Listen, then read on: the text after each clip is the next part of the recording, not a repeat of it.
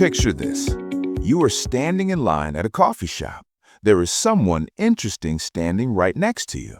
You make eye contact. Your heart starts beating fast. You want to say something, anything, but your brain freezes. I hate that feeling. It's the awkward silence. And then I usually just look at my phone and pretend to text my mom. Exactly. We have all been there, the fear of the first word. But today, we are killing that fear.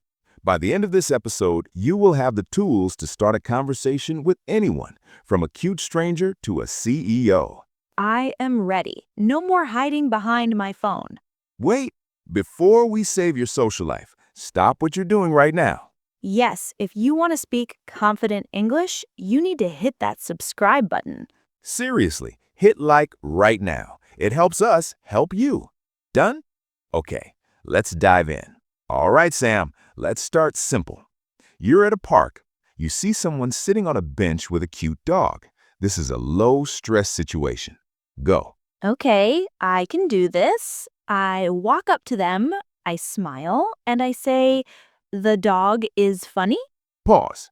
Okay, good effort, but you made a classic A2 grammar mistake there. What? I wanted to know if the dog was funny. I know, but you used a statement structure, the dog is funny, and just added a question mark at the end with your voice. It sounds a bit lazy. Plus, funny usually means comedy or weird. I see. So how do I fix it? Here is the rule of thumb.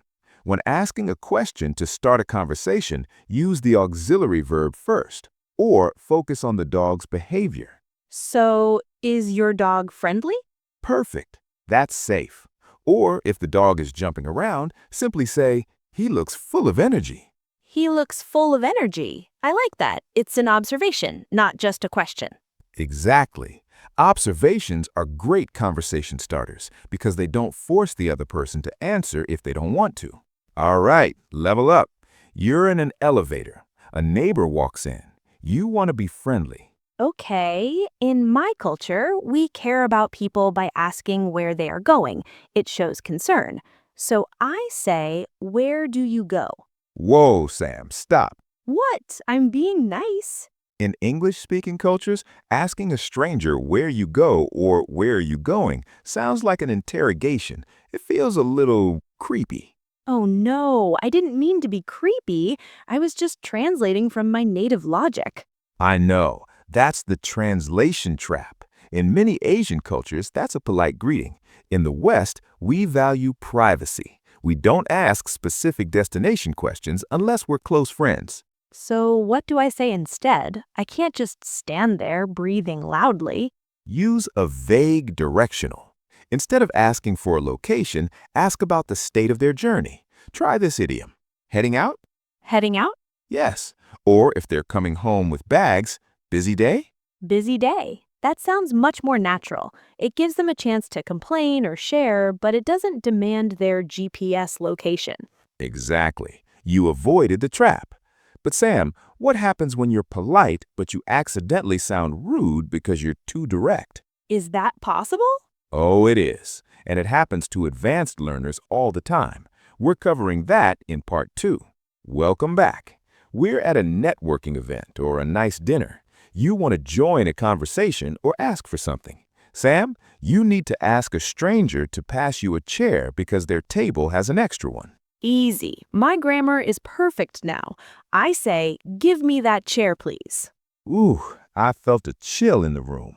Why? I said please. Give me that chair, please. It's grammatically correct. It is grammatically correct, but socially, it's a disaster.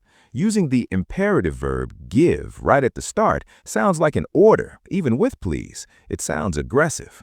I don't want to fight for the chair. I just want to sit. How do I make it soft? You need softeners. These are magical phrases that lower the pressure. Instead of give me, try, would you mind if I took this chair? Would you mind if I took this chair? Yes, or even softer, I was wondering if anyone is sitting here. I was wondering if... That sounds so much more polite. It creates distance between you and the request, which equals politeness in English. Use I was wondering if or do you happen to have whenever you need a favor from a stranger. Okay, lesson 4. You're chatting with someone at a conference. They mention they love spending time at their house, watching movies and not going out much. I understand that feeling. I love my home too. So I smile and say, "Oh, nice. You are very homely." Sam, you just insulted them. What? No, homely means like home, right? Cozy? This is a dangerous double meaning. In the UK, homely can mean cozy, but in the US, homely means ugly or unattractive. Oh my God, I just called them ugly to their face? You did. You essentially said, "Oh, nice. You are very ugly." I want to disappear now. What's the modern word for someone who likes staying home? The word you want is homebody. Homebody. Like, I'm a bit of a homebody. Perfect. I'm a total homebody. It sounds cute and relatable.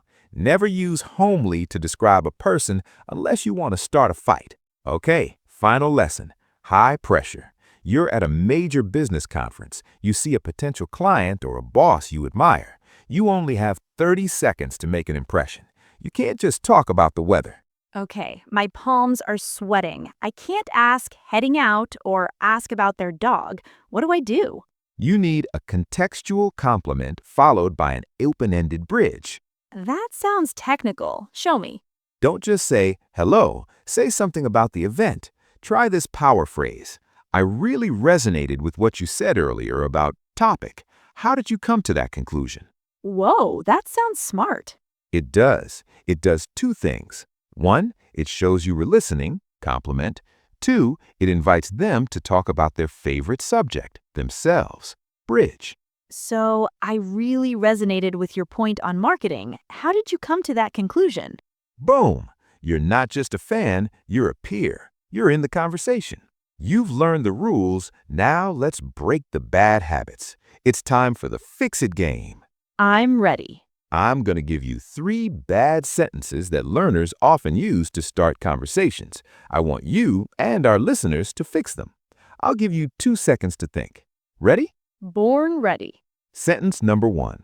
You see someone reading a book. You ask, what are you reading? Make it softer. Are you reading? No, wait, softener.